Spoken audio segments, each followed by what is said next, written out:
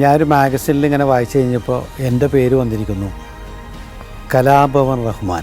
ഇപ്പോൾ സിദ്ദീഖാണ് അസോസിയേറ്റ് ആയിരിക്കില്ല എഴുതി കൊടുക്കണേ. അപ്പോൾ സിദ്ദീഖിൻ്റെ അടുത്തും ചോദിച്ചു, ഞാനാണ് ഇട്ടത്, ഞാനാണ് കൊടുത്തത്. എന്നുവെച്ചാൽ മറ്റേ കൂടെ ഇവിടെ റഹ്മാൻ ഉണ്ടല്ലോ, അപ്പോൾ അതുകൊണ്ട് നിനക്ക് ഞാനിട്ട പേരാ കലാഭവൻ റഹ്മാൻ. കലാഭവൻ റഹ്മാൻ മലയാളത്തിന് അനേകം കലാകാരന്മാരെ സമ്മാനിച്ച കൊച്ചിൻ കലാഭവന്റെ ആദ്യകാല മുൻനിര പ്രവർത്തകൻ. 1000-ലധികം വേദികളിൽ ചിരിയുടെ മാലപ്പടക്കം തീർത്ത മിമിക്സ് കലാകാരൻ. ശരി, ഈ ലതാ മങ്കേഷ്കർ അങ്ങനെ ശരിക്കും പാടുമോ? കലാഭവനിൽ വിളിച്ചാൽ വരുമോ? ശരിക്കും ഞെട്ടി, ലതാ മങ്കേഷ്കറാണ്. അല്ല, നമുക്ക് ഈ കലാഭവനിലോട്ടൊന്ന് വിളിച്ചാൽ ഒരു 1500 കൊടുക്കാമായിരുന്നു. ആ കാലത്തെ ഓർത്തെടുക്കുകയാണ് കലാഭവൻ റഹ്മാൻ. ഞങ്ങൾ ടെമ്പോ ഇങ്ങനെ വന്ന് ഇങ്ങനെ നിൽക്കുമ്പോൾ അവിടെ ഒരു പ്രോഗ്രാം നടക്കുക. അപ്പോൾ പെട്ടെന്ന് ഞങ്ങൾക്ക് പരിചയമുള്ള തമാശകൾ പോലെ തോന്നി. പെട്ടെന്ന് ഇറങ്ങി നോക്കിക്കഴിഞ്ഞപ്പോൾ ഞങ്ങൾ 6 പേര് കൂടി കളിക്കുന്ന മൊത്തം ഐറ്റം ഒരാളിൽ നിന്ന് ഒറ്റക്ക് അവതരിപ്പിക്കണം. ജയറാമാണ് വിദ്യാർത്ഥി. മിമിക്സ് കാലത്തെ രസകരമായ സംഭവങ്ങൾ. മറ്റൊരു മലയാളത്തിൻ്റെ ഇന്ന് കത്തിച്ചൊരിച്ച് നിൽക്കുന്ന നടൻ സുകുമാരൻ എന്ന് പറയുകൂടി കൊടുങ്കാറ്റ് പോലെ കയ്യടി. അൻസാറ് സുകുമാരനായിട്ട് സ്റ്റൈലോട്ട് വരുന്നു, ഡയലോഗ് പറയുന്നു, കൊടുങ്കാറ്റ് പോലെ കൂക്കൽ. പ്രേക്ഷകർ അറിയാത്ത അണിയറ തമാശകൾ. നടൻ സിദ്ദീഖ് കലാഭവനിൽ വന്നു. നടൻ സിദ്ദീഖ് മിമിക്രി ആർട്ടിസ്റ്റായിരുന്നു. സിദ്ദീഖിനെ എടുത്താലോ എന്നുള്ള തീരുമാനമൊക്കെ എത്തിക്കഴിഞ്ഞ് കഴിഞ്ഞപ്പോൾ നമ്മൾ ചർച്ച ചെയ്ത്, ഇപ്പോൾ 2 സിദ്ദീഖ് വന്നു കഴിഞ്ഞാൽ ശരിയാവുമെന്നുള്ള സംഭവമൊക്കെ അങ്ങനെ ഡിസ്കസ് ചെയ്യാൻ സമയത്ത് ഈ സിദ്ദീഖ് വന്നിട്ട് അല്ലെങ്കിൽ ശരിയാവില്ല, അവനോടുക്കത്തെ ഗ്ലാമറാന്ന് പറഞ്ഞിട്ട് സിദ്ദീഖിനെ പറഞ്ഞു വിട്ടു. സിനിമയിലെ അനുഭവങ്ങൾ. ടേക്ക് പറയലും വെട്ടൊന്നൊരു ഭയങ്കര ബഹളമാണ്. കുറേ ആൾക്കാർ ഓടി വരികയാണ് വിക്ടോറിയ കോളേജിൻ്റെ ഗേറ്റ് കിടന്നകത്തോട്ട്. ഷൂട്ടിംഗ് നടത്താൻ പറ്റില്ല. ഇന്ദിരാഗാന്ധി വെടിയേറ്റ് മരിച്ചു. ആ ഷൂട്ടിംഗ് അവിടെ നിന്നു. ആദ്യമായിട്ട് ഞാൻ സിനിമയിൽ അഭിനയിക്കാൻ വേണ്ടി പോയതാണ്. സ്റ്റേജ് ആർട്ടിസ്റ്റും സിനിമ സീരിയൽ നടനുമായ കലാഭവൻ റഹ്മാൻ സ്വന്തം ജീവിതം പറയുന്നു. ഒരുപാട് പ്രതിഭകളിരുന്ന ഒരു കസേരയിലാണ് ഞാൻ ഇരിക്കുന്നത്. എൻ്റെ ചരിത്രം പുറകിലോട്ട് നോക്കുമ്പോൾ ഒരു ചിരിയുടെ ഒരു വസന്തകാലം ഉണ്ടായിരുന്നു. ഒരുപാട് പേരെ ചിരിപ്പിക്കാൻ കഴിഞ്ഞ, അല്ലെങ്കിൽ സന്തോഷം കൊടുക്കാൻ കഴിഞ്ഞ ഒരു കാലഘട്ടം. എൻ്റെ വിദ്യാഭ്യാസം കഴിഞ്ഞ് ഞാൻ കലാഭവനിലെത്തിയ കാലം. കലാഭവനെക്കുറിച്ച് പറയുമ്പോൾ ആദ്യം പറയേണ്ടത് ആബേലച്ചനെക്കുറിച്ചാണ്. അച്ഛൻ മൺമറഞ്ഞു പോയിട്ടെന്ന് എനിക്ക് തോന്നുന്നു 1/4 നൂറ്റാണ്ടാകുന്നു. പക്ഷേ അച്ഛൻ്റെ ഓർമ്മകളെന്നും മനസ്സിലുണ്ട്. ആബേലച്ചനുമായിട്ട് ബന്ധപ്പെട്ട് പോയ എല്ലാവർക്കും ആ ഓർമ്മകളുണ്ടാവും. ഒരു മികച്ച സംഘാടകൻ, നല്ല കവി, നല്ല സംഗീതാസ്വാദകൻ, അങ്ങനെ ഒരുപാട് അച്ഛനെക്കുറിച്ച് പറയാനുണ്ട്. ആബേലച്ചനെക്കുറിച്ച് പറയുമ്പോൾ പലതും പറയാനുണ്ട്. അതിൽ ഞാൻ ആദ്യം ഓർക്കുന്നത് നമ്മുടെ മലയാളത്തിലെ പ്രിയപ്പെട്ട നടൻ ജഗതി ശ്രീകുമാർ, ഞങ്ങളെല്ലാം സ്നേഹത്തോടെ വിളിക്കുന്ന അമ്പിളിച്ചേട്ടൻ ഞാനും തമ്മിൽ ഒരു 80ൻ്റെ അവസാനം ഒരുപാട് സിനിമകൾ ഒന്നിച്ചു ചെയ്തു. എനിക്ക് തോന്നുന്നു ജാലകം, വിറ്റ്നസ്, കടിഞ്ഞൂൽ കല്യാണം, വഴിയോര കാഴ്ചകൾ, അങ്ങനെ ഒരുപാട് സിനിമകളിൽ അടുത്തടുത്ത് അമ്പിളിച്ചേട്ടനായിട്ട് അഭിനയിക്കുവാനും സമയം കളയാനൊക്കെ ഉള്ള ഭാഗ്യം എനിക്കുണ്ടായി. അപ്പോൾ എന്ന് ജഗതി ശ്രീകുമാർ എറണാകുളത്ത് ഷൂട്ടിങ്ങിന് വന്നാൽ താമസിക്കുന്നത് ഈ ഷേണായിസ് തിയേറ്ററിൻ്റെ ഓപ്പോസിറ്റ് റോഡിലുള്ള ക്യൂൻസ് ഹോട്ടലിലാണ്. അപ്പോൾ അമ്പിളിച്ചേട്ടൻ വരുമ്പോൾ എന്നെ വിളിക്കും, ഞാൻ ചെല്ലും, സംസാരിക്കും. അങ്ങനെ ഒരു ദിവസം സംസാരത്തിനിടെ എൻ്റെ അടുത്ത് പറഞ്ഞു, എടാ ഒരുപാട് പേര് കലാഭവനിൽ നിന്ന് ഇപ്പോൾ സിനിമയിലെത്തിയല്ലോ, സിദ്ദീഖും ലാലും, ജയറാം, സൈനുദ്ദീൻ, നീ ഇതിൻ്റെയൊക്കെ ഈ ആബേലച്ചനല്ലേ ഇതിൻ്റെയൊക്കെ ആൾ, ആബേലച്ചനൊന്ന് കാണാൻ പറ്റുമോ? ഞാൻ പറഞ്ഞു, എന്താ അമ്പിളിച്ചേട്ടൻ അങ്ങനെ ചോദിക്കണം, എന്തുകൊണ്ടെങ്കിലും കാണാമല്ലോ നമുക്ക്. അടുത്ത പ്രാവശ്യം വരുമ്പോൾ നീ എൻ്റെ അടുത്ത് വരുമ്പോൾ നമുക്ക് പോകാമെന്ന് പറയും. പറഞ്ഞു. അങ്ങനെ ഒരു ദിവസം അമ്പിളിച്ചേട്ടനെ വിളിക്കുന്നു. ഞാൻ അമ്പിളിച്ചേട്ടനായിട്ട് കലാഭവനിലെത്തുന്നു. അപ്പോൾ ഈ കലാഭവനിലെ ഓഫീസ് എന്ന് പറയുമ്പോൾ ആബേലച്ചനിൽ ഇരിക്കുമ്പോൾ ആബേലച്ചൻ്റെ ഇടതുവശത്ത് കൂടിയാണ് നമ്മൾ കടന്നു വരുന്നത്. അച്ഛനെ ഇരിക്കുകയാണെങ്കിൽ ഇങ്ങനെ വന്ന് ഫ്രണ്ടിൽ 2 കസേരയുണ്ട്, ഇവിടെയൊക്കെ സ്റ്റാഫൊക്കെ ഇരിപ്പുണ്ട്. അപ്പോൾ ഞാൻ വന്നിങ്ങനെ ഇരുന്നു. അപ്പോൾ അന്ന് അമ്പിളിച്ചേട്ടൻ ഈ ശബരിമലക്ക് പോകാൻ വേണ്ടിയിട്ടുള്ള തയ്യാറെടുപ്പില്ല. അപ്പോൾ കാവ്യം ജുബയും കാവ്യം മുണ്ടൊക്കെയാണ്. അമ്പിളിച്ചേട്ടൻ ഇങ്ങനെ വന്നിങ്ങനെ ഇരുന്നു. അപ്പോൾ തന്നെ അവിടെ കുറച്ച് ഉള്ള പിള്ളേരെ കൂടി ജനലിൻ്റെ അവിടെ വന്നു. അപ്പോൾ അച്ഛൻ എന്തോ ഒരു ഫോണിൽ ഇങ്ങനെ സംസാരിച്ചുകൊണ്ടിരിക്കുക, ലാൻഡ് ഫോണിൽ. അങ്ങനെ ഫോൺ കട്ട് ചെയ്തു. അപ്പോൾ എന്നെ കണ്ടു, ഇരിയെന്നുള്ള മട്ട് അമ്പിളിച്ചേട്ടൻ മൈൻഡേ ചെയ്യുന്നില്ല. സ്റ്റാഫിനോട് ഷേളി എന്നിട്ട് പിന്നെ നമ്മുടെ മറ്റേ പ്രോഗ്രാമിൻ്റെ ഇതൊക്കെയാണ് സംസാരിക്കണം. അപ്പോൾ ഞാൻ അമ്പിളിച്ചേട്ടനെ നോക്കണ്ട, അമ്പിളിച്ചേട്ടൻ എന്നെ നോക്കണ്ട്. ആബേലച്ചൻ അമ്പിളിച്ചേട്ടനെ മൈൻഡ് ചെയ്യുന്നില്ല. ഞാനും ആകുമെന്ന് ഇതിലായി, ടെൻഷനിലായി. അപ്പോൾ അമ്പിളിച്ചേട്ടൻ ഇങ്ങനെ നോക്കിക്കൊണ്ടിരിക്കുന്നുണ്ട് തന്നെ. പിന്നെ അച്ഛൻ വേറെ എന്തൊക്കെ സംസാരിക്കേ. പെട്ടെന്ന് ജനലിൻ്റെ അവിടെ 3 ജനലാണ് ഈ ഓഫീസിന്. ഈ ജനലിൻ്റെ അവിടെയൊക്കെ ആൾ വന്ന് കൂടി. കുട്ടികളെന്ന് പറഞ്ഞാൽ അവിടെ പഠിക്കാൻ വരുന്ന കുട്ടികൾ, അധ്യാപകരൊക്കെ ഇങ്ങനെ ജഗദീഷ് കുമാറിൽ വന്നിരിക്കുന്നത്, ഭയങ്കര ജനം. അങ്ങനെ വന്നിരുന്ന് കഴിഞ്ഞപ്പോൾ അച്ഛന് പെട്ടെന്ന് മനസ്സിലായി ഇത് എന്തോ ഒരു വലിയ ആളാണ് വന്നിരിക്കുന്നത്. അങ്ങനെ വിളിച്ച പതുക്കെ റഹിമാനെന്ന് വിളിക്കണം. റഹിമാൻ ഇങ്ങോട്ട് വന്നതെന്ന് പറഞ്ഞ് എന്നെ വിളിച്ച് പുറകിലോട്ട് കൊണ്ടുപോയിട്ട് ഈ വന്നിരിക്കുന്ന ആൾ പ്രശസ്തനാണോ? ഞാൻ പറഞ്ഞാൽ വെച്ചാൽ ജഗദീഷ് കുമാർ, ജഗതി എൻ കെ ആചാര്യയുടെ മകൻ, ഏറ്റവും വലിയ കൊമേഡിയൻ. ഓ അത് ശരി, എനിക്ക് മനസ്സിലായില്ല. അങ്ങനെ തിരിച്ചു വന്നിട്ട് ജഗതി ഞാൻ പെട്ടെന്ന് ശ്രദ്ധിച്ചില്ല, ഞാൻ വേറെ ചിന്തയിലായി. പിന്നെ എന്തൊക്കെയുണ്ട് വിശേഷം? അച്ഛനുമായിട്ട് ഞാൻ നല്ല ഒരു അടുപ്പത്തിലായിരുന്നു, ഒരുപാട് പുസ്തകങ്ങൾ വായിച്ചിട്ടുണ്ട്. പിന്നെ ആബേലച്ചനോട് മാറി. ആബേലച്ചൻ പെട്ടെന്ന് അമ്പിളിച്ചേട്ടന് ചായ വരുത്തുന്നു, പരിപ്പോടെ സ്നാക്സ് മറ്റൊക്കെ വരുത്തുന്നു, കഴിക്കുന്നു, പിടിച്ചു കൊണ്ടുപോകുന്നു. പിന്നെ എന്നെ മൈൻഡ് ചെയ്യണം. അച്ഛൻ നേരെ കൊണ്ടുപോകുന്നു, സ്റ്റുഡിയോ കാണിക്കുന്നു, കറങ്ങുന്നു, തിരിയുന്നു, ഒരുപാട് കാര്യങ്ങളൊക്കെ ആക്ടിവിറ്റീസായിട്ട് വളരെ സ്നേഹത്തോടു കൂടി ആബേലച്ചൻ അമ്പിളിച്ചേട്ടനെ തിരിച്ച് യാത്രയൊക്കെയാണ്. കാര്യം എന്ന് വെച്ചാൽ ഈ ആബേലച്ചൻ സിനിമ കാണാറില്ല. അതായിരുന്നു അതിന് പുറകിലുള്ള ഒരു സത്യം. അപ്പോൾ ആബേലച്ചനെ കുറിച്ച് ഇങ്ങനെ പറഞ്ഞു വരുമ്പോൾ ഈ ആബേലച്ചൻ്റെ ഒരുപാട് കാര്യങ്ങൾ പറയേണ്ട, അദ്ദേഹത്തിൻ്റെ ഭയങ്കര നർമ്മം തുളുമ്പുന്ന ഒരുപാട് നിമിഷങ്ങൾ. പണ്ടൊരിക്കൽ ഈ സൈനുദ്ദീനാണ് ഏറ്റവും കൂടുതൽ ഞങ്ങളുടെ ഗ്രൂപ്പിൽ കൗണ്ടർ അടിക്കുന്നത്. എല്ലാവരും കൗണ്ടർ അടിക്കും, ഇമ്മീഡിയറ്റ് കൗണ്ടർ വേണ്ട സൈനുദ്ദീനാണ്. അപ്പോൾ അച്ഛനെ സംബന്ധിച്ചോളം അച്ഛൻ ഇപ്പോൾ ആകാശം ഇടിഞ്ഞു വീഴുമെന്ന് പറഞ്ഞാലും വരട്ടെ അപ്പം നോക്കാം, അതിനൊന്നും വലിയ കാര്യമില്ല എന്നുള്ള മട്ട. അച്ഛനെ ഏറ്റവും വലുത് കലാഭവനാണ്. കലാപം കഴിഞ്ഞിട്ടുള്ള ലോകത്ത് എന്ത് കാര്യങ്ങളും ആരും ഏത് വ്യക്തിയും, കലാഭവൻ്റെ ഗാനമേള, കലാഭവൻ്റെ മ്യൂസിക് പരേഡ്, കലാഭവനിൽ പഠിക്കാൻ വരുന്ന കുട്ടികൾ, അവിടെ നോക്കുന്ന അധ്യാപകർ, ഇതൊക്കെയാണ് അച്ഛൻ്റെ ഏറ്റവും ഇഷ്ടപ്പെട്ട വിഭവങ്ങൾ തന്നെ പറയാം. അപ്പോൾ സൈനുദ്ദീൻ പറഞ്ഞൊരു കഥയുണ്ട്. സൈനുദ്ദീൻ എന്ന് പറഞ്ഞാൽ അച്ഛനൊരു ദിവസം ചോദിച്ചെന്ന് സൈനുദ്ദീൻ്റെ അടുത്ത്, സൈനു ഈ ലതാ മങ്കേഷ്കർ അങ്ങനെ ശരിക്കും പാടുമോ, കലാഭവനിൽ വിളിച്ചാൽ വരുമോ? സൈനുദ്ദീൻ ഞെട്ടി, ലതാ മങ്കേഷ്കറാ? വലിയ പാട്ടുകാരിയല്ല അച്ഛ, എന്താ അല്ല നമുക്ക് ഈ കലാഭവനിലോട്ടൊന്ന് വിളിച്ചാൽ ഒരു 100-500 കൊടുക്കാമായിരുന്നു. അപ്പോൾ സൈനു ഒരു 500 രൂപയൊക്കെ വരുമെന്നുള്ള, ഒരു 600 രൂപ വണ്ടിക്കൂലിയും കൊടുത്താൽ ചിലപ്പോൾ വന്നേക്കാം. സൈനു പറഞ്ഞൊരു കഥയുണ്ട്. കലാഭവൻ്റെ മ്യൂസിക് പരേഡ് എന്ന് പറയുന്നത് ലോകത്തിലെ ആദ്യമായിട്ട് സംഭവിച്ച ഒരു വലിയ കാര്യമാണ്. കാരണം കലാഭവൻ്റെ ഗാനമേളകൾ കേരളത്തിലെങ്ങും അല്ലെങ്കിൽ കേരളം വിട്ട് മറ്റു അന്യ സംസ്ഥാനങ്ങളിലൊക്കെ ജൈത്രയാത്ര നടന്നുകൊണ്ടിരിക്കുന്ന സമയത്താണ് അച്ഛൻ ഈ മ്യൂസിക് പരേഡിനെ കുറിച്ച് ആലോചിക്കുന്നത്. കാരണം ഈ കലാഭവൻ്റെ ഗാനമേളയ്ക്കിടയിൽ 2 പേരും മിമിക്രി കാണിച്ചിരുന്നു. അപ്പോൾ അതിൽ വന്ന ചിരിയാണ് അച്ഛനെ ഇതൊരു ഫുൾ ലെങ്ത് പ്രോഗ്രാമായിട്ട് നമുക്ക് അങ്ങനെ ആലോചിച്ചാലും തീരുമാനിക്കുകയാണ്. അങ്ങനെ അന്ന് അവിടെ അഡ്വക്കേറ്റ് കെ വി പ്രകാശ്, കലാഭവൻ്റെ സെക്രട്ടറി, അങ്ങനെ ആലോചിച്ചപ്പോഴാണ് അവർ വിചാരിക്കണത് ഈ യൂണിവേഴ്സിറ്റി തലത്തിൽ, കേരള യൂണിവേഴ്സിറ്റിയിലും അല്ലെങ്കിൽ കാലിക്കറ്റ് യൂണിവേഴ്സിറ്റിയിലൊക്കെ, അന്ന് MG യൂണിവേഴ്സിറ്റി ഇല്ല, സമ്മാനങ്ങൾ നേടിയ ആൾക്കാരെ തേടിപ്പോയാൽ അവർ വെച്ചിട്ട് നമുക്കൊരു പ്രോഗ്രാം പ്ലാൻ ചെയ്യാമെന്നുള്ളൊരു ഐഡിയ വരികയാണ്. അങ്ങനെയുള്ള നിമിത്തമാണ് ഞാൻ കലാഭവനിലോട്ട് എത്തുവാനുള്ള കാരണം. ഞാൻ ആലുവ UC കോളേജിൽ പ്രീ ഡിഗ്രിക്ക് പഠിക്കാൻ വേണ്ടി ആദ്യം വരുമ്പോൾ കലയുമായിട്ടുള്ള യാതൊരു ബന്ധവും എനിക്കില്ല. ഞാനവിടെ ഒരു പ്രീ ഡിഗ്രി വിദ്യാർത്ഥിയായിട്ട് ചെല്ലുന്നു. ചെറിയ രാഷ്ട്രീയമൊക്കെ മനസ്സിലുണ്ട്, രാഷ്ട്രീയക്കാരൊക്കെ കാണുമ്പോൾ എനിക്കൊരു താല്പര്യമൊക്കെ ഉണ്ട്.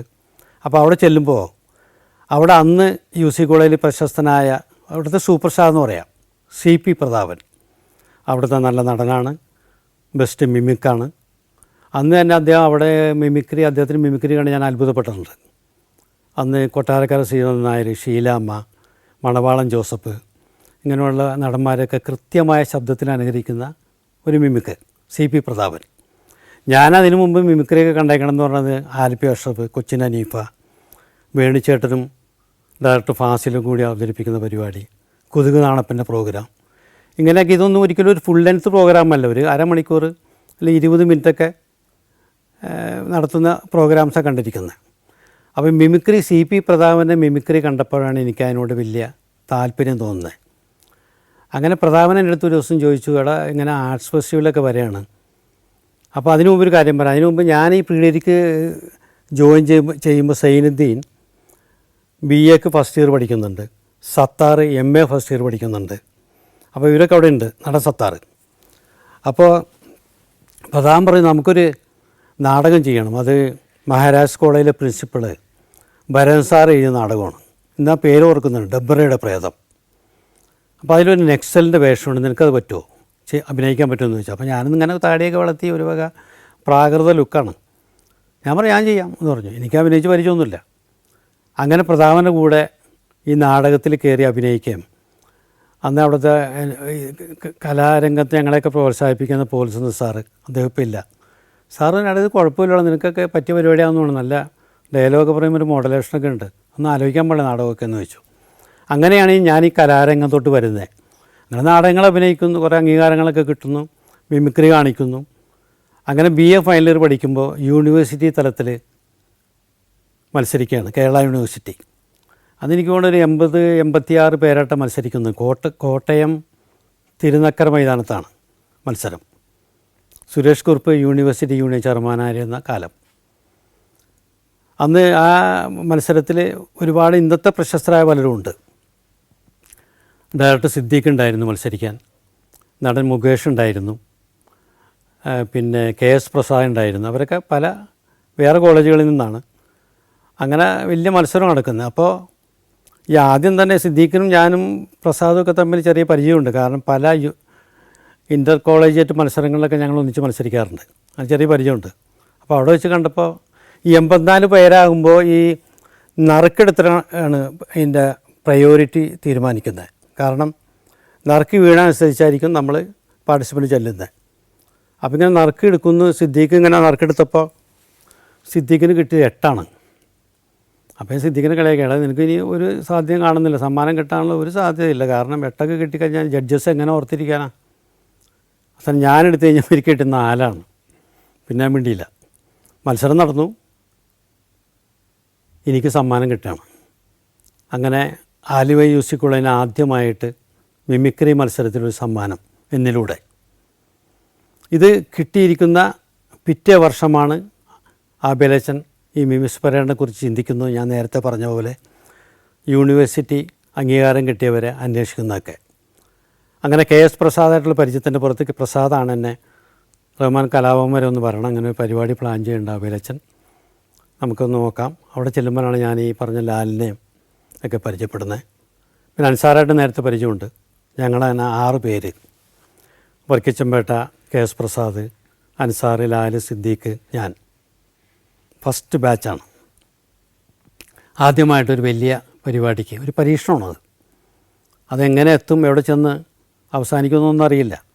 ആബേലച്ചൻ്റെ ഒരു ദീർഘവീക്ഷണമാണ്. ഇതൊരു ഭയങ്കരമായ സംഭവമായിരിക്കും. കാരണം ഞങ്ങൾ നിൽക്കുന്ന ഭയങ്കര റിസ്ക്കല്ല. കാരണം 6 പേര് കറുത്ത പാൻസും കാവി ജുബ്ബയൊക്കെ ഇട്ട് വന്ന് നിൽക്കുകയാണ്. 5 മൈക്രോഫോണും ഒരു അവതാരകനായിട്ട് വന്ന് നിന്നിട്ട് നമ്മൾ പെർഫോം ചെയ്യുന്നു. നമ്മുടെ ഒരു വിശ്വാസം, ചിരിക്കും, ചിരിച്ചില്ലെങ്കിൽ പരിപാടി അന്ന് പൂട്ടേണ്ടി വരും. പക്ഷേ ഇന്ന് ഞാൻ ആ ഡേറ്റ് ഓർക്കുകയാണ്. വർഷം ഒരുപാടായി. 1981 സെപ്റ്റംബർ 21 ഞായറാഴ്ച വൈകിട്ട് 6:30 എറണാകുളം ഫൈൻ ആർട്സ് ഹാളിലെ ആദ്യ പ്രോഗ്രാം. ആ പ്രോഗ്രാം കഴിഞ്ഞപ്പോൾ ഏകദേശം തീരുമാനമായി ഇത് മുമ്പോട്ട് പോകും. കാരണം ഇതൊരുപാട് സാധ്യതകളുണ്ട്. ചെറിയ ചെറിയ പ്രശ്നങ്ങളൊക്കെ ഉണ്ടായിരുന്നു, അതൊക്കെ പിന്നെ തിരുത്തി. ആദ്യം കാര്യമായ ബുക്കിങ്ങൊന്നും വന്നില്ല ഗാനമേള പോലെ. പിന്നീട് അങ്ങോട്ട് കളറ് മാറി. കേരളത്തിൻ്റെ അന്ന് നമ്മുടെ കേരളത്തിലെ ഏറ്റവും കൂടുതൽ ഫൈൻ ആർട്സ് സൊസൈറ്റികളും അതുപോലെ ഇന്നുമുണ്ട് പള്ളി പരിപാടികളും അല്ലെങ്കിൽ അമ്പല പരിപാടികളൊക്കെ ഒരുപാട് വളരെ അധികം നടക്കുന്നൊരു കാലഘട്ടമാണ് ഈ 80 കാലഘട്ടം. ആ സമയത്താണ് ഞങ്ങൾ ഈ പുതിയ പരിപാടിയായിട്ട് ഇറങ്ങിയത്. പിന്നെ കേരളത്തിൻ്റെ എല്ലാ ഗ്രാമങ്ങളിലും പട്ടണങ്ങളിലും കലാഭവൻ്റെ മ്യൂസിക് പരേഡിൻ്റെ ബോർഡും വെച്ചിട്ട് ഞങ്ങളെയും വെച്ച് ടെമ്പോ ഓടുകയായിരുന്നു. ഇന്ത്യയിലെ 13 സംസ്ഥാനങ്ങളിലൂടെയുള്ള സഞ്ചാരം ഇപ്പോൾ പെൻഡ്രൈവിൽ ലഭിക്കുന്നു. ചരിത്രവും ഐതിഹ്യങ്ങളും യഥാർത്ഥ ജീവിതവും ഒത്തുചേരുന്ന ഇന്ത്യൻ കാഴ്ചകളുടെ ഈ അസുലഭ ശേഖരം സ്വന്തമാക്കാൻ 9995 444 222 എന്ന നമ്പറിലേക്ക് ഇന്ത്യ എന്ന് SMS ചെയ്യൂ. ആദ്യത്തെ പ്രോഗ്രാം കണ്ട് കാര്യമായിട്ട് ബുക്കിങ്ങൊന്നും വന്നില്ല. പിന്നെ ഒരു ബുക്കിംഗ് വരുന്നത് ട്രിവാൻഡ്രത്തേക്കാണ്. അത് നമുക്കൊക്കെ അറിയാവുന്ന രാജീവ് കുമാർ, ഡയറക്ടർ രാജീവ് കുമാർ, അവർക്കൊരു ട്രൂപ്പുണ്ട്, കലാപം പോലെ തന്നെ സൂപ്പർ മിമിക്സ് എന്ന് പറഞ്ഞിട്ട് ട്രിവാൻഡ്രത്ത് ട്രൂപ്പുണ്ടായിരുന്നു. രാജീവ് കുമാർ, ശ്രീറാം, ഇപ്പോഴത്തെ പാട്ടുകാരൻ ശ്രീറാം, ബാലൻ, അങ്ങനെ കുറേ പേരുടെ ഒരു ട്രൂപ്പ്. ഈ കലാപന മ്യൂസിക് പരേഡിനെ കുറിച്ച് അറിഞ്ഞിട്ട് ഈ രാജീവ് കുമാർ ഞങ്ങളുടെ പ്രോഗ്രാം ട്രിവാൻഡ്രത്ത് ബുക്ക് ചെയ്യണം. അങ്ങനെ ശരിക്കും പറഞ്ഞാൽ ആരും അങ്ങനെ ചെയ്യില്ല, കാരണം അവർക്ക് എതിർ കക്ഷികളാണ് ഞങ്ങൾ. ശരിക്കും അവരുടെ ബുക്കിങ്ങിനെ ബാധിക്കാം ഞങ്ങൾ കയറി വന്നാൽ. പക്ഷേ രാജീവ് കുമാർ, അതൊക്കെയാണ് രാജീവ് കുമാറിൻ്റെ ഒക്കെ ക്വാളിറ്റി. രാജീവ് കുമാർ അങ്ങനെ ട്രിവാൻഡ്രത്തൊരു പ്രോഗ്രാം ബുക്ക് ചെയ്യുന്നു. ഇന്നും ഓർക്കുന്നു, സെനറ്റ് ഹാളിലായിരുന്നു പ്രോഗ്രാം. സെനറ്റ് ഹാളിൻ്റെ വലിയ വേദിയിൽ ഞങ്ങൾ 6 പേര് നിന്ന് പ്രോഗ്രാം ചെയ്യുന്നു. വലിയ ജനമുണ്ടായിരുന്നു. രാജീവിനെ പറഞ്ഞാൽ ഓൾ സയൻസ് കോളേജിലെ പെൺപിള്ളേരൊക്കെ ഞങ്ങൾ മാക്സിമം അന്ന് അവിടെ കൊണ്ടുവന്നാണ് പറയുന്നത്. ഭയങ്കര ക്ലാപ്സും പല പത്രക്കാരൊക്കെ വരുന്നു. അങ്ങനെ ഒന്നും കൂടി കലാപന മ്യൂസിക് പരേഡ് അറിയപ്പെട്ടു. ഇന്നത്തെ പോലെ ഞങ്ങളെ പ്രോത്സാഹിപ്പിക്കാനുള്ള ചാനലുകളൊന്നുമില്ല, ഒരു ദൂരദർശൻ മാത്രമേ ഉള്ളൂ. ദൂരദർശൻ അന്ന് മലയാളം ചാനൽ തുടങ്ങിയിട്ടില്ല, ഹിന്ദി ചാനലുള്ളൊന്ന്. അങ്ങനെ ആ പ്രോഗ്രാം കഴിഞ്ഞു. പിന്നെ എറണാകുളം ടൗൺ ഹാളിൽ ഒരു പ്രോഗ്രാം വരികയാണ്, കലാഭവൻ മ്യൂസിക് പരേഡ്. അപ്പോഴേക്കും ജനം അറിഞ്ഞറിഞ്ഞു ഇങ്ങനെ ഒരു പ്രോഗ്രാം വന്നിട്ടുണ്ട്, ഭയങ്കര രസകരമായ പ്രോഗ്രാമാണ്, ത്രൂ ഔട്ട് ചിരിക്കാം, നമുക്ക് ടെൻഷൻ മാറ്റാം, റിലാക്സ് ചെയ്യാം. അങ്ങനെ ആൾക്കാർ ജനം ഇടിച്ച് കയറി. ടൗൺ ഹാളിലൊക്കെ വൻ ജനമായിരുന്നു. ആ പരിപാടിയുടെ സമയത്താണ് ഞങ്ങളുടെ ഒരു ഞങ്ങളാരും അറിയാതെ, എന്തോ അറിയില്ല, നമ്മുടെ സൗണ്ട് ഓപ്പറേറ്ററിൻ്റെ ഭാഗത്താണെന്ന് അറിയില്ല, ഞങ്ങളുടെ പ്രോഗ്രാം മൊത്തം റെക്കോർഡ് ചെയ്ത് പുറത്തുപോയി. ഓഡിയോ, അന്ന് ഓഡിയോ കാസറ്റിൻ്റെ കാലഘട്ടമാണ്. ഓഡിയോ കാസറ്റിൻ്റെ അല്ല, ഓഡിയോ ടൈപ്പ് റെക്കോർഡർ ഉപയോഗിച്ച് നമ്മൾ ഓഡിയോ പല പ്രോഗ്രാമുകളൊക്കെ കേൾക്കുന്നൊരു കാലം. അങ്ങനെ ആദ്യമായിട്ട് ഒരു ചിരിയുടെ ഒരു കാസറ്റ് വരെയാണ്. അതിൽ പേരോ കാര്യങ്ങളൊന്നുമില്ല. പക്ഷേ ഇത് ഭയങ്കരമായിട്ട് കേരളം മൊത്തം കൂടി പല കടകളിലൊക്കെ ആൾക്കൂട്ടം വരെ ഇത് കേൾക്കാൻ വേണ്ടിയിട്ടുള്ള കാസറ്റ് കടകളിലൊക്കെ നിന്നൊരു കാലം ഞങ്ങൾ ഓർക്കണം. ഞങ്ങളുടെ പരിപാടി തന്നെ ആൾക്കാർ കേൾക്കുന്നത് ഞങ്ങളൊന്നും തിരിച്ചറിയാൻ പാടില്ല. പക്ഷെ ഞങ്ങളവിടെ പോയി നിൽക്കുമ്പോൾ ബ്രോഡ്വേയിലൊക്കെ ഇന്നും ഓർക്കുന്നുണ്ട്, പെൻ ബുക്സിൻ്റെ അടുത്തുള്ള ഒരു കടയൊക്കെ, അവിടെയൊക്കെ ഇങ്ങനെ ജനം കൂടി നിൽക്കുന്നതൊക്കെ. അപ്പം ലാലൊക്കെ അവിടെ പോയി നിൽക്കുമ്പോൾ ഞങ്ങളുടെ പരിപാടി തന്നെ കേൾക്കുന്നത്. പക്ഷെ ഞങ്ങൾ അറിയില്ലെങ്കിലും അവർ ഭയങ്കരമായിട്ട് എൻജോയ് ചെയ്യും, ചിരിക്കുകയൊക്കെ ചെയ്യണം. അങ്ങനെ പിന്നീട് യാത്രകളായിരുന്നു. യാത്ര എന്ന് പറഞ്ഞാൽ 6 പേരും മോശക്കാരല്ല, ഒന്നിനൊന്ന്. പിന്നെ ഒരു 3 മാസം കഴിഞ്ഞപ്പോൾ ഇതിലുള്ള വർക്കിച്ചമ്പേട്ട പോയി, അദ്ദേഹത്തിന് ജോലി കിട്ടിപ്പോയി. അദ്ദേഹത്തെ MSW ഫസ്റ്റ് റാങ്ക് കിട്ടിയിട്ട് ഭഗീരഥയിൽ ജോലിയായിട്ട് ഈ വർക്കിച്ചമ്പേട്ട പോകുമ്പോൾ പകരം ആദ്യം 2 പേരെ വന്നെ. ആദ്യം വന്നെ സൈനുദ്ദീന് കുറച്ചും കൂടിയും എളുപ്പമായിരുന്നു. കാരണം സൈനുദ്ദീൻ ഞാനും തമ്മിൽ പരേഡിൽ നിന്ന് വരുന്നതിന് മുമ്പേ ഞങ്ങൾ 2 പേരും കൂടി കോളേജിൻ്റെ കാലം കഴിഞ്ഞിട്ട് ഒരു മാട്ടപ്പരിപാടി എന്ന് പറയും, അങ്ങനെ പ്രോഗ്രാം ചെയ്യാറുണ്ട്. അപ്പോൾ ആ പരിപാടിക്ക് പോയിട്ട് അടുപ്പം, പിന്നെ കോളേജിൽ ഒന്നിച്ച് പഠിച്ച കാലഘട്ടത്തിലെ സൗഹൃദമൊക്കെ ആയിട്ട് സൈനുദ്ദീൻ്റെ വരവ് കലാഭവനിലോട്ട് കുറച്ച് എളുപ്പമായിരുന്നു. സൈനുദ്ദീൻ കൂടി വന്നപ്പോൾ ഒന്നും കൂടി മാറി. കാരണം സൈനുദ്ദീനാണ് നമ്മുടെ ഗ്രൂപ്പിൽ, ഞാൻ നേരത്തെ പറഞ്ഞില്ല, ഏറ്റവും കൂടുതൽ കൗണ്ടർ അടിക്കുന്നത്. യാത്രകൾ ഭയങ്കര രസകരമായിരുന്നു. ഒരാൾ കൗണ്ടർ പറഞ്ഞാൽ അടുത്ത ആൾ തിരിച്ച് പറയും.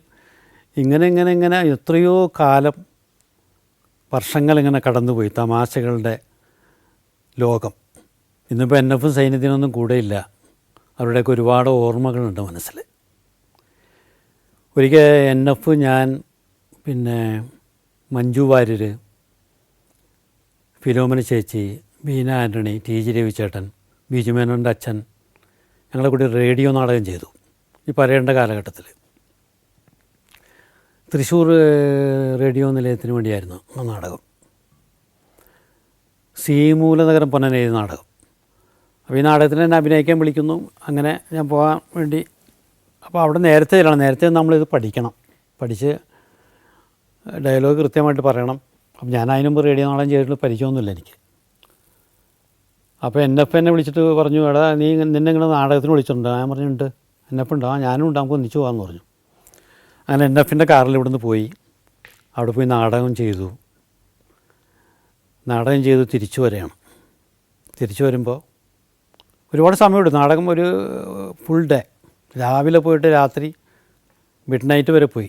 അത് കഴിഞ്ഞിട്ട് ഞങ്ങൾ തിരിച്ചു വരുമ്പോൾ എന്നപ്പോൾ ഇങ്ങനെ ഞങ്ങൾ ചായ കുടിക്കാൻ വേണ്ടിയൊക്കെ നിർത്തി കഴിഞ്ഞപ്പോൾ എൻ്റെ പിന്നെ ഒരു ക്വാളിറ്റിയാണ് ഞാനീ പറഞ്ഞു വരുന്നത്. എന്നപ്പോൾ പറഞ്ഞു, എടാ നീ ചെയ്ത ക്യാരക്ടർ നീ നന്നായിട്ട് ചെയ്തു, അത് നിനക്ക് വേണ്ടി വെച്ച വേഷമല്ല, അത് വേറൊരു നടന് വേണ്ടി വെച്ചാണ്, മലയാളത്തിൽ തന്നെ പ്രശസ്തമായ നടന് വേണ്ടി വെച്ചാണ്. അപ്പോൾ ഞാനാ പറഞ്ഞു, അത് വേണ്ട, അവനിങ്ങനെ കലാഭവൻ വിളിക്കാം, അവൻ ചെയ്തോളൂ, അത് ഞാൻ നിനക്ക് വേണ്ടി മാറ്റിച്ചെന്ന് പറഞ്ഞു. ഞാൻ ശരിക്കും പറഞ്ഞാൽ ഞാൻ ഞെട്ടിപ്പോയി. കാരണം എൻ്റെ പിന്നെ എന്നോടുള്ള ഒരു വിശ്വാസം, അല്ലെങ്കിൽ ഒരു സ്നേഹം ആണ് ഞാനവിടെ കണ്ടത്. കാരണം അപ്പോൾ ഞാൻ പെട്ടെന്ന് വേറൊരു ഫ്ലാഷ് ബാക്കിലോട്ട് പോയി. ഞാൻ നേരത്തെ പറഞ്ഞു പോയി, UCL എന്നോട് നാടകത്തിന് വിളിച്ചപ്പോൾ, പ്രതാപ് നാടകത്തിൽ അഭിനയിക്കാൻ വിളിച്ചപ്പോൾ എനിക്ക് അതിൻ്റെ മൂവ്മെൻറ്റ്സോ കാര്യങ്ങളോ സ്റ്റേജിൽ എങ്ങനെ നിൽക്കണം, നമ്മൾ ഡയലോഗ് എങ്ങനെ വന്ന് മൈക്കിന് മുമ്പിൽ പറയണം ഒന്നും അറിയില്ല. ആ പ്രതാപനും അത് പറഞ്ഞു തരാനുള്ള, പ്രതാപൻ ഫുൾ ലെങ്ത്ത് ക്യാരക്ടർ ചെയ്യണോണ്ട് ഇപ്പോൾ പ്രതാപനും പറയാനുള്ളൊരു മടി. ആ പ്രതാപൻ പറഞ്ഞു, അത് വേറൊരു ആർട്ടിസ്റ്റ് വരും, ആർട്ടിസ്റ്റല്ല, ഇവിടെ പഠിച്ചൊരു പൂർവ്വ വിദ്യാർത്ഥി വരും, നിനക്കത് പറഞ്ഞു തരുന്നു. അങ്ങനെ പിറ്റേ ദിവസം വരുന്നു, ഒരാൾ വന്ന്, എനിക്കൊന്നും അറിയില്ല, അപ്പോൾ എനിക്കിങ്ങനെ പറഞ്ഞു തരാണ്. ശരിക്കും പറഞ്ഞാൽ എൻ്റെ കലാരംഗത്തുള്ള ആദ്യ ഗുരു എന്ന് വേണമെങ്കിൽ പറയാം. അവിടുത്തെ മൂവ്മെൻറ്റ്സും കാര്യങ്ങളും ഇങ്ങനെ പറയണം, ഇങ്ങനെ ഡയലോഗ് പറയണം, ഇങ്ങനെ മോഡുലേഷൻ പറയണം എന്നൊക്കെ പറഞ്ഞ് ആദ്യം പറഞ്ഞു തന്നെ അവിടെ പഠിച്ചിരുന്നൊരു പൂർവ്വ വിദ്യാർത്ഥി, UCL പ്രീ ഡിഗ്രിക്ക് പഠിക്കുകയും പിന്നെ ശങ്കരാകോളയിൽ ഡിഗ്രി കഴിഞ്ഞ ഒരാൾ, അത് NF റീസായിരുന്നു. അപ്പോൾ NFനും അത് ഓർമ്മയില്ല. പിന്നീട് ഞാനൊരു പരേഡ് യാത്രയിലാണ് NFനടുത്ത് ഞാൻ പറയണത്, നീ അവിടെ വന്നോളൂ, ഞങ്ങൾ നീയാണ് എൻ്റെ ആദ്യം ഇത് എനിക്ക് പറഞ്ഞത്. ഞാൻ അങ്ങനെ പറഞ്ഞു തന്നിട്ട് എനിക്ക് ഓർമ്മയൊന്നുമില്ല, നീയാടാ നീ എനിക്ക് പറഞ്ഞതെന്ന് പറഞ്ഞപ്പോൾ അത് അങ്ങനെയുള്ള കുറേ ഓർമ്മകളുണ്ട്. NFനെക്കുറിച്ചൊക്കെ ഓർക്കുമ്പോൾ ചില ആൾക്കാരെക്കുറിച്ച് നമ്മൾ പറയുമ്പോൾ നന്മകളും തിന്മകളും ഉണ്ടാകാം ഒരു പക്ഷേ ചിലരെക്കുറിച്ച് പറഞ്ഞു വരുമ്പോൾ നമുക്ക് നന്മയുടെ വശങ്ങൾ മാത്രമേ എനിക്ക് ഓർക്കാൻ കഴിയുന്നു. കാരണം എൻ്റെ ഫ്രീസിനൊക്കെ അക്കാലത്ത് പലർക്കും ദേഷ്യമൊക്കെ തോന്നാറുണ്ട്. കാരണം ഇവൻ്റെ തുറന്ന് പറച്ചില്ല, ആരുടെ മുഖത്ത് നോക്കിയിട്ടും എന്തും പറയാനൊരു മടിയില്ല. പുള്ളിക്ക് വ്യക്തമായ നിലപാടുണ്ട്, കാര്യങ്ങളുണ്ട്. ഞങ്ങളൊക്കെ പല പ്രോഗ്രാമിനും ഒന്നിച്ച് പോയി കോഴിക്കോട് ഭാഗത്തൊക്കെ പോയി കഴിഞ്ഞ് കഴിഞ്ഞാൽ പ്രോഗ്രാം കഴിഞ്ഞിട്ട് പിന്നെ പല എൻജോയ്മെൻറ്റ് പരിപാടികളും കാര്യങ്ങളൊക്കെ ഉണ്ടാകും. പക്ഷേ എന്നപ്പോൾ ഒന്നിനും നിൽക്കില്ല, ഒരാഘോഷത്തിനുണ്ടാവില്ല. അവൻ നിങ്ങളെ കൂടെ നിന്ന് സമയം, എനിക്ക് രാവിലെ ജോലിക്ക് പോകാനാണ്, അവനടുത്ത് തന്നെ ഷൂട്ട് കേസായിട്ടാണ് വന്ന ആൾ. മിക്കവാറും പ്രോഗ്രാമിന് ഞങ്ങളൊക്കെ ചെന്ന് ഒരു 1-1.5 മണിക്കൂർ നമ്മൾ NF വരുന്നത്. അതുകൊണ്ട് കൃത്യമായിട്ട് പ്രോഗ്രാമിനെ പർട്ടിക്കുലർ ടൈമിൽ വരികയും കൃത്യമായിട്ട് അവൻ്റെ പണി ചെയ്യുകയും അത് കഴിഞ്ഞിട്ട് പ്രോഗ്രാം കഴിഞ്ഞ് ഒരു സമയം പോലും കളയാതെ അടുത്ത ബസ്സിൽ കയറി NF പോയിരിക്കും. കാരണം ഞങ്ങൾ തിരിച്ച് യാത്ര മടക്ക യാത്ര മണിക്കൂറുകൾ കഴിഞ്ഞിട്ടായിരിക്കും. അങ്ങനെ എവിടെ ചെന്നാലും NFനെ കുറിച്ച് ഓർക്കുമ്പോൾ പിന്നെ എൻ്റെ വീട്ടിൽ ഞാൻ ജനിച്ച വളർന്ന തോട്ടുമോ എന്ന് പറഞ്ഞ ഗ്രാമത്തിൽ, അത് കഴിഞ്ഞിട്ട് എൻ്റെ മക്കളുടെ വിദ്യാഭ്യാസത്തോടെ ഞാൻ കളമശ്ശേരിയിൽ രാജഗിരി സ്കൂളിൻ്റെ അവിടെ ഒരു വീട് വാങ്ങിച്ച് താമസിച്ചിരുന്നു. അപ്പോൾ അതിൻ്റെ അടുത്ത് NFന് കുറച്ച് സ്ഥലമുണ്ടായിരുന്നു. അപ്പോൾ NF അവിടെ ഇടയ്ക്കിടയ്ക്ക് വരുമ്പോൾ എൻ്റെ വീട്ടിൽ വന്നിരിക്കും. ഞങ്ങളങ്ങനെ മുകളിൽ പോയിരുന്നിട്ട് ഫസ്റ്റ് ഫ്ലോറിൽ നിന്നിട്ട് കുറേ സംസാരിക്കും. ഒക്കെ സിനിമയും കാര്യങ്ങളൊക്കെയാണ്. അപ്പോൾ NF സിനിമയിലെത്തിയിട്ടില്ല. അപ്പോൾ ഞാൻ കുറച്ച് സിനിമകളിലൊക്കെ അഭിനയിച്ച് കഴിഞ്ഞു. അപ്പോൾ പിന്നെ കുറേ നാൾ കഴിഞ്ഞ് NF സിനിമയിലൊക്കെ വന്നു, ആകാശദൂതൊക്കെ കഴിഞ്ഞു, കുറേ ഇതൊക്കെ കഴിഞ്ഞു. ഒരു ദിവസം എൻ്റെ അടുത്ത് NF വന്നിട്ട് പറഞ്ഞു, എടാ ഒരു സന്തോഷ വാർത്തയുണ്ട്, അതിൻ്റെ അടുത്ത് തന്നെ പറയാൻ വേണ്ടി വരികയാണ്. ഞാൻ ചന്ദ്ര, ഞാനേ ആരും പറയേണ്ട ഭയങ്കര രഹസ്യമാണ് കാര്യം. ജോഷി സാറിൻ്റെ പടത്തിൽ ഒരു വേഷം, ചെറിയ വേഷമൊന്നുമില്ല, ഗംഭീര വേഷം, മെയിൻ വില്ലൻ ഒക്കെ കൺഫേം ചെയ്തിട്ടുണ്ട്. എനിക്ക് മനസ്സിലിങ്ങനെ ഒതുക്കി വെക്കാൻ പറ്റില്ല, നിൻ്റെ അടുത്ത് പറയാൻ വേണ്ടി ഇങ്ങനെ വന്നതാണ്, നീ മനസ്സിൽ വെച്ചോന്ന് കൊണ്ട് പോയി. ആ വേഷമായിരുന്നു വിശ്വനാഥൻ പത്രം. അങ്ങനെ ഓരോ കാര്യങ്ങളും എൻ്റെ അടുത്ത് വന്ന് പറയും. ഒരുപക്ഷെ NF റീസ് എന്ന നടനിപ്പോൾ ഉണ്ടായിരുന്നെങ്കിൽ ഒരു പക്ഷേ എനിക്ക് കുറച്ചും കൂടി മികച്ച വേഷങ്ങൾ സിനിമയിലെത്തുമായിരുന്നു. കാരണം ഞാനറിയാതെ തന്നെ അവൻ എനിക്ക് വേണ്ടി വേഷങ്ങൾ ചിലപ്പോൾ കണ്ടെത്തിയിരുന്നേനെ. ഇന്ന് NF ഇല്ല, നമ്മൾ ടെൻഷൻ അടിക്കണ്ട, എനിക്ക് ടെൻഷനായപ്പോൾ ടെൻഷൻ അടിക്കണം, ഞാൻ കാണിച്ചു തരാം കേട്ടോ എന്ന് പറഞ്ഞു. അങ്ങനെ വന്നിട്ട് എന്നെ ഇങ്ങോട്ട് നോക്കാൻ പറഞ്ഞിട്ട് ഇതിങ്ങനെ വന്നായി ജസ്റ്റ്